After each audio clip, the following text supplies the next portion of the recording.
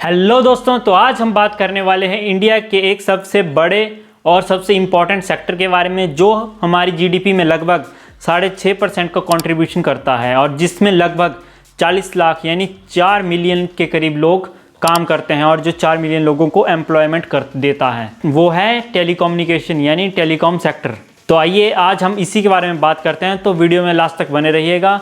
तो उससे पहले अगर आप चैनल पे पहली बार आए और इस वीडियो को पहली बार देखना तो चैनल को सब्सक्राइब कर दीजिए और वीडियो पसंद आए तो वीडियो को लाइक ज़रूर कर दीजिएगा। तो चलिए आगे बढ़ते हैं। इंडिया की जो टेलीकॉम मार्केट है वो दुनिया की सेकंड सबसे बड़ी टेलीकॉम मार्केट है, जिसमें मोबाइल सब्सक्राइबर की संख्या लगभग 1.18 बिलियन है। 1 बिलियन से भी ज़्यादा लोगों के पास मोबाइल की सुविधा है, जब लोगों के पास मोबाइल हैं। और उसमें से भी सबसे इम्पोर्टेंट 834 मिलियंस लोगों के पास इंटरनेट का एक्सेस है, मतलब 834 मिलियन लोगों के करीब लोगों के पास इंटरनेट है जो एक्सेस कर पाते हैं इंटरनेट का। और ये सब कुछ हुआ था जियो रेवोल्यूशन के बाद 2016-17 में जब जियो लॉन्च हुआ था, उसके बाद इंडिया में इंटरनेट का बूम आ गया था। तो इसके बारे में आज हम बात करेंगे। इंडिया में टेलीकॉम को रेगुलेट किया जाता है, चाहे वो ट्राई के द्वारा रेगुलेट किया जाता है, जिसे telecom regulatory authority of India कहा जाता है। जो हमारे सारे जितने भी प्लेयर्स हैं, जितने गवर्नमेंट और प्राइवेट प्लेयर्स हैं जो टेलीकॉम मार्केट के अंदर, उनको रेगुलेट किया जाता है। इसमें कितने ज़्यादा स्पेक्ट्रम बिकेंगे, स्पेक्ट्रम की नीलामी होगी, ये सब कुछ ट्राई द्वारा देखा जाता है, इसके द्वारा रेगुलेट किया जाता है। इसमें जितने भी फेरबदल होते हैं या जितने भी टेलीकॉम सेक्टर में जितने भी नए चेंजेस होते हैं, वे सारे ये ट्राई द्वारा रेगुलेट किया जाता है। टेलीकॉम सेक्टर का हमारी इकोनॉमी में भी बहुत बड़ा योगदान है। ये तीसरा सबसे बड़ा सेक्टर है अगर हम FDI फॉरेन डायरेक्ट इन्वेस्टमेंट के मामले में बात करें। इंडिया में जितनी भी FDI का इनफ्लो होता है उसमें से लगभग 7% के करीब तो इसी टेलीकॉम सेक्टर के अंदर होता है। तो आप समझ सकते हैं ये कितना बड़ा सेक्टर है। और ये भी एक्सपेक्ट किया जा रहा है कि इंडिया 2025 तक $1 ट्रिलियन डिजिटल इकोनॉमी बन जाएगा। और इसमें सबसे बड़ा योगदान होगा हमारे टेलीकॉम सेक्टर का, इंटरनेट का, क्योंकि आज अभी तो 4G चला है लेकिन जल्द ही 5G के स्पेक्ट्रम की रोल आउट हो जाएगा। तो उसके बाद ये एक्सपेक्ट किया जा रहा है कि 5G टेक्नोलॉजी का योगदान हमारे इकोनॉमी में लगभग $450 बिलियन का होगा 2022 से 23। ये आगे भी बढ़ सकता है कुछ सालों के लिए, क्योंकि लॉकडाउन वॉर की वजह से इसमें थोड़ा सा डिले आ सकता है, लेकिन $450 बिलियन का अनुमान लगाया गया है 23-24 तक हमारे 5G टेक्नोलॉजी का। इसके अंदर हमारी इकोनॉमी में 5G टेक्नोलॉजी का इतना योगदान होगा। तो आज समझ सकते हैं कि हमारे इंटरनेट का बूम किस तरह से बढ़ रहा है। यहाँ पे इंडिया में इंटरनेट बहुत तेज़ी से बढ़ रहा है। इंडिया में मेजरली 3 मार्केट प्लेयर्स हैं, जिसमें से जियो सबसे बड़ा है, जिसके पास लगभग 37% मार्केट शेयर वो कैप्चर करता है इंडिया टेलीकॉम मार्केट के अंदर। और उसके बाद एयरटेल है जो 29%, और उसके बाद है वोडाफोन आइडिया। ये 3 सबसे बड़े मार्केट लीडर हैं इंडियन टेलीकॉम मार्केट में। और उसके बाद है BSNL एंड MTNL जो गवर्नमेंट कंपनीज हैं, जो भी इसके अंदर बहुत योगदान करती है। अगर इन सभी के हम रेवेन्यू को मिला लें इस 2022 के क्वार्टर के अंदर, शुरुआती क्वार्टर के अंदर, तो ये लगभग 452 बिलियन रुपीज़ का था। अगर हम शुरू के क्वार्टर की बात करें तो इन सभी का रेवेन्यू मिला दें तो 452 बिलियन रुपीज़ इन सब का रेवेन्यू था मिला के। और इन सब में भी सिर्फ जियो एंड एयरटेल ही हैं जो मेजरली हमारे टेलीकॉम मार्केट के अंदर राज करते हैं।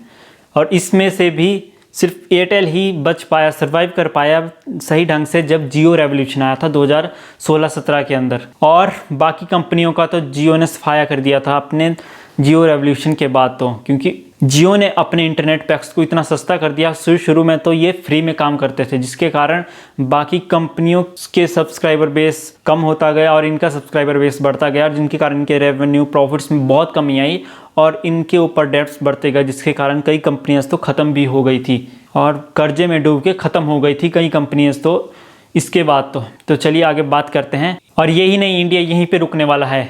ज़ीनत मीडिया की एक रिपोर्ट के अकॉर्डिंग इंडिया जो है वो 2023-24 तक fastest growing telecom advertisement market बनने वाला है, वो भी 11% के एनुअल ग्रोथ रेट के साथ।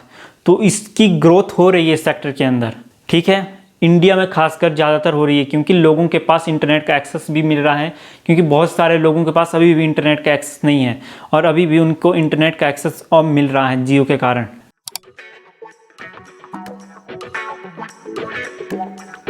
लेकिन सभी की तरह, सभी सेक्टर्स की तरह इसमें भी कुछ ड्रॉबैक्स, कुछ चैलेंजेस हैं जिसका सामना इससे करना पड़ेगा आगे बढ़ने के लिए।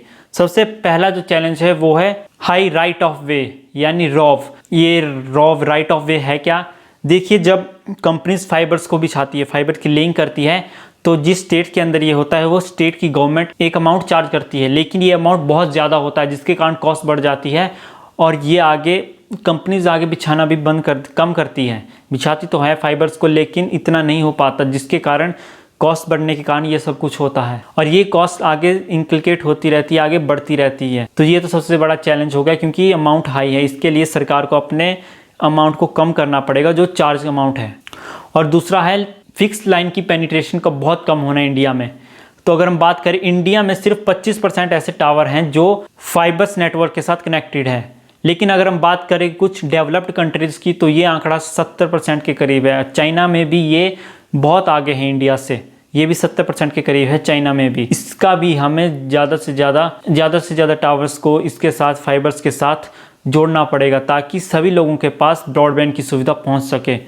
और तीसरा है, सबसे इम्पॉर्टेंट है मोनोपोली, क्योंकि इंडियन मार्केट में मोनोपोली क्रिएट हो चुकी है, क्योंकि मोनोपोली किसी भी तरह से अच्छी नहीं है, इसके कारण नुकसान बहुत ज़्यादा होता है। तो आप देख सकते हैं कि इंडिया में बेसिकली अभी तो दो ही है सिर्फ, अगर हम मार्केट लीडर्स की बात करें, जियो एंड एयरटेल, वही बचे हैं। वोडाफोन आइडिया भी है, लेकिन उनके ऊपर डेब्ट, इतना कर्जा है कि उन्हें उसको चुकाने में काफ़ी टाइम लग जाएगा। और यही दो कंपनी, जियो एंड एयरटेल, और इनकी मनमानी शुरू हो चुकी है। आप किसी भी कंपनी को देख लीजिए, इन दोनों में से अगर आप किसी को भी देखेंगे, सिग्नल होता है, इंटरनेट की स्पीड बहुत ज़्यादा कम होती है 4G के बाद भी, और इनके चार्जेस ये हाई करते रहते हैं। तो ये तो एक तरह से गलत हो जाता है ना कस्टमर्स के लिए। तो चार्जेस भी हाई दो और इंटरनेट भी ना मिले, जिसके लिए ये चार्ज लेते हैं, ज़्यादा लेते हैं। ये तो कुछ करना ज़रूरी है सरकार को इसके लिए, क्योंकि मोनोपोली नहीं होनी चाहिए कहीं भी। मोनोपोली बहुत डेंजरस है। तो ये था आज की वीडियो का। तो उम्मीद है आपको आज की वीडियो पसंद आई होगी, इन्फॉर्मेटिव जानकारी और कुछ नया सीखने को मिला होगा आज की वीडियो से। तो आज की वीडियो पसंद आए तो वीडियो को लाइक, और चैनल पे पहली बार आए हो और हाँ, आप चाहते हैं कि हम इस तरह की और वीडियो बनाते रहें और इससे भी ज़्यादा इन्फॉर्मेटिव और जोश भरी वीडियो बनाते रहें, तो आपको चैनल को सब्सक्राइब करना है। और नीचे कमेंट्स में ज़रूर बताइएगा कि आपको किस तरह के वीडियोस को आप ज़रूर देखना चाहेंगे। तो मिलते हैं आपसे अगली वीडियो में, तब तक सी यू, हैव अ